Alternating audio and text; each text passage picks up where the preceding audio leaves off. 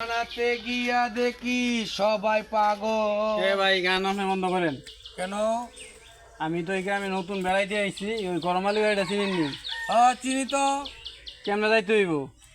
সোজা যাইবেন, এবারে বেঁকা যাইবেন, এবারে তেরা যাইবেন, আবার সোজা যাইবেন, আবার সিধা যাইবেন, এরপরে গিয়ে দেখবেন। ভাই কিছু আসছে কিছু জোরে কোন, আমি না আপনার কথা কিছুই বুঝতেছি না। বুঝেন না কিছু? না। নয়েন